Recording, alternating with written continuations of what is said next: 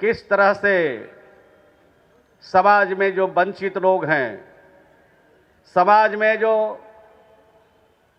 इतने आज़ादी के इतने दिन बाद भी उन्हें अधिकार नहीं मिला, उनके लिए लगातार इस तरह के कार्यक्रम होते रहते हैं। और बाबा साहब ने संविधान के जरिए जो वंचित समाज है, जो समाज हाशिए पर खड़ा है, जिस समाज को सताया गया है, अधिकार से वंचित रखा गया है, उस समाज को न्याय दिलाने के लिए हम सबको आगे बढ़ना पड़ेगा।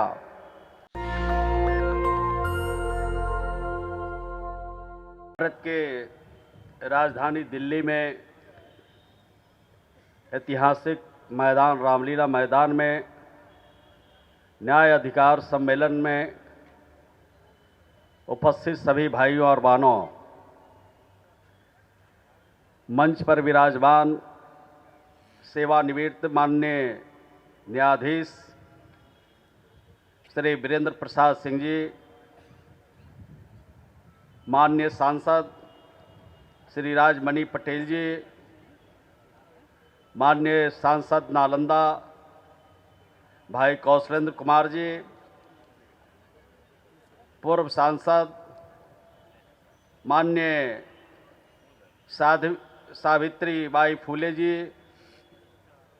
पायगाम प्रमुख आदरणीय श्री तेजेंद्र सिंह भल्लो जी, पूर्व मंत्री आदरणीय राजेंद्र पाल गौतम जी, बिहार के पूर्व विधायक माननीय उदय मांझी जी, मंच पर बैठे सभी सम्मानित नेतागण और देश के अनेक हिस्से से आए हुए सभी प्रतिनिधि साथियों, प्रेस और मीडिया के सभी प्रतिनिधिगण, आज भारत रत्न संविधान निर्माता, क्रांतिकारी समाज सुधारक, विद्वान अर्थशास्त्री डॉक्टर भीमराव अंबेडकर की पुण्यतिथि है। और इस पुण्यतिथि के अवसर पर मैं इन्हें नमन करता हूं, इन्हें प्रणाम करता हूं और इनसे आशीर्वाद चाहता हूं। और आयोजक को भी मैं धन्यवाद देना चाहता कि आपने डॉक्टर भीमराव अंबेडकर के पुण्यतिथि के अवसर पर आपने यहाँ पर न्याय अधिकार सम्मेलन का आयोजन किया और पूरे देश के अनेक हिस्सों से लोगों को यहाँ पर आपने आमंत्रित किया। यहाँ पर आपने अनेक नेताओं के, अनेक वक्ताओं के विचार को आपने सुना। किस तरह से समाज में जो वंचित लोग हैं, समाज में जो इतने आज़ादी के इतने दिन बाद भी उन्हें अधिकार नहीं मिला, उनके लिए लगातार इस तरह के कार्यक्रम होते रहते हैं। और बाबा साहब ने संविधान के जरिए जो वंचित समाज है, जो समाज हाशिए पर खड़ा है, जिस समाज को सताया गया है, अधिकार से वंचित रखा गया है, उस समाज को न्याय दिलाने के लिए हम सबको आगे बढ़ना पड़ेगा। और ठीक ही कहा गौतम जी ने कि हमें स्ट्रेटजी बदलनी पड़ेगी, समय के हिसाब से, परिस्थितियों के हिसाब से हमें स्ट्रेटजी बदलना पड़ेगा। और जब तक स्ट्रेटजी नहीं बदलेंगे तब तक बाबा साहब के संविधान खतरे में रहेगी। इसे खतरा से बचाने के लिए हमें आगे बढ़ना पड़ेगा। हमारी संख्या अपार है, लेकिन इस संख्या तो कोई नई नहीं है, पहले से हमारी संख्या अपार है। लेकिन हम विभिन्न दलों में बटे हैं, विभिन्न हिस्सों में बटे हैं, अनेक जगहों पर बटे हैं और बंटने का ही परिणाम है कि हमें जो अधिकार प्राप्त करना चाहिए, हमारे लोगों को अधिकार मिलना चाहिए, वो अधिकार से वंचित हैं। हमें संगठित होना पड़ेगा। जिस प्रकार से मधुमक्खी का छत्ता होता है और मधुमक्खी जो विशिष्ट प्रकार के जो फूल होते हैं, विशिष्ट प्रकार के जो फूल होते हैं, उसको चूसता है मधुमक्खी, और मधुमक्खी दिन भर घूमता रहता है और शाम में अपने छत्ते में आकर अपना काम करता है। जिस प्रकार से मधुमक्खी का छत्ता से निकला हुआ मधुमक्खी इधर उधर घूमता जरूर है, लेकिन एक जगह आकर के अपनी चट्टान की तरह वहां पर एकत्रित हो जाता है, खड़ा हो जाता है, बैठ जाता है। उसी तरह से हमें बैठना पड़ेगा। तो संगठन को बढ़ाना पड़ेगा। अनेक हिस्सों में बंट के, अनेक इलाकों में बंट के हम लोग सब लोग काम कर रहे हैं, लेकिन उसका नतीजा अभी फलाफल नहीं आ रहा है। आपने ठीक ही कहा कि जो 2024 है, अगर 24 के पहले हम लोग सचेत नहीं हुए तो संविधान बचने वाला नहीं है। बाबा साहब का दिया हुआ संविधान बचने वाला नहीं है। अगर सचमुच बचाना है तो 2024 के पहले अंगड़ाई लेना पड़ेगा, सबको संगठित होना पड़ेगा और इसका मुकाबला हमें करना पड़ेगा। हम तो बिहार से आते हैं। बिहार के मुख्यमंत्री श्री नीतीश कुमार जी लगातार काम कर रहे हैं, और जहां तक संविधान बचाने की बात है, हम सब लोग सजग हैं और संविधान बचाने के लिए हम लोग लगातार प्रयत्न कर रहे हैं। और वहां पर जो हमारी जाति आधारित जनगणना है, हमने लगातार भारत की सरकार से डिमांड किया, भारत की सरकार से मांग किया, और भारत की सरकार ने जाति आधारित जनगणना कराने का काम नहीं लिया, और उन्होंने नहीं सोचा और नहीं पहल किया भारत सरकार ने। तो बिहार की सरकार और बिहार के मुख्यमंत्री ने सभी दल के लोगों के साथ बैठक किया और बैठक करके कहा बिहार में जाति आधारित जनगणना बिहार की सरकार के तरफ से हम कराना चाहते हैं। सभी दल के लोगों ने समर्थन किया और बिहार में जाति आधारित जनगणना शुरू हो गई।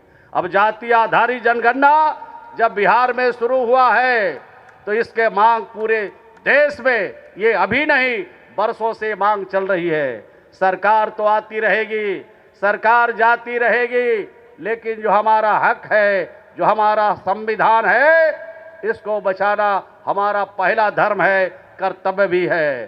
तो हम आपसे अनुरोध करना चाहते हैं कि ये डिमांड पूरे देश में, देश के अनेक हिस्सों में उठना चाहिए। और सरकार, अगर दिल्ली की सरकार नहीं करती है तो राज्यों की सरकार वहां पर जाति आधारित जनगणना कराए।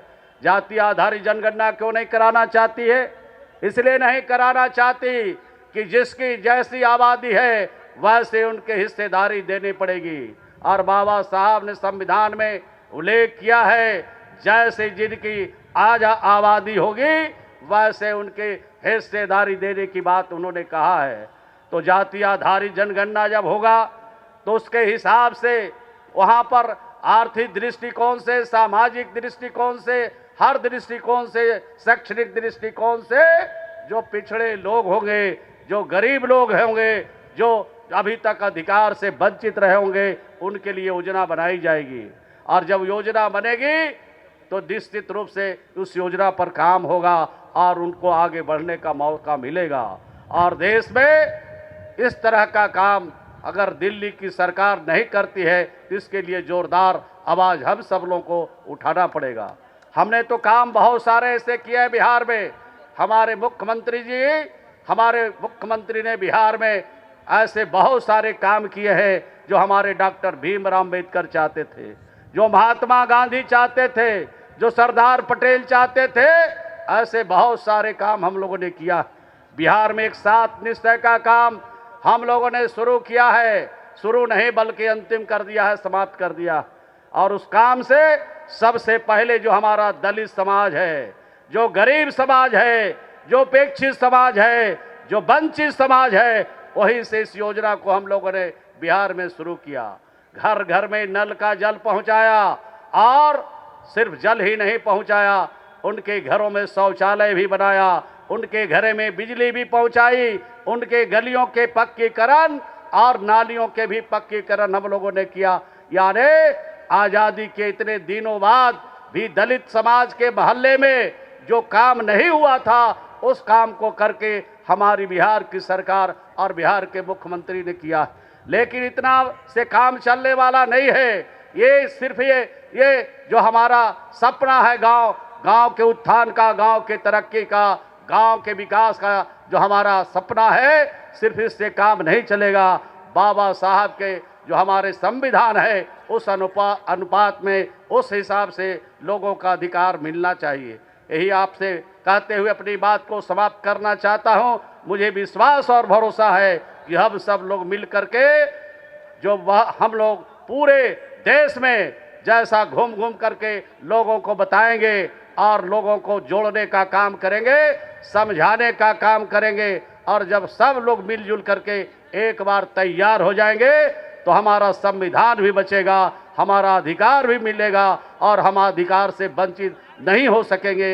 यही कहते हुए अपनी बात को समाप्त करता हूं। आयोजक को धन्यवाद देता हूं कि इस तरह के कार्यक्रम आयोजित करके आपने सब लोगों को संविधान के प्रति सजग किया, संविधान के प्रति लोगों को जागरूक किया और संविधान बचाने का आह्वान किया इस मंच से, और जाति आधारित जनगणना पूरे देश में हो, इसके लिए यहाँ से आपने प्रस्ताव भी पास करेंगे। यही कहते हुए अपनी वाणी को विराम देता हूँ। नेशनल दस्तक की आपसे गुजारिश है कि अगर इसको बचाना चाहते हैं तो नेशनल दस्तक को सब्सक्राइब करने के लिए रेड कलर के सब्सक्राइब बटन को दबाएं, फिर बेल आइकन की घंटी दबाएं। नेशनल दस्तक को बचाने के लिए बहुत जरूरी है कि हर खबर को शेयर करें, लाइक करें, कमेंट जरूर करें।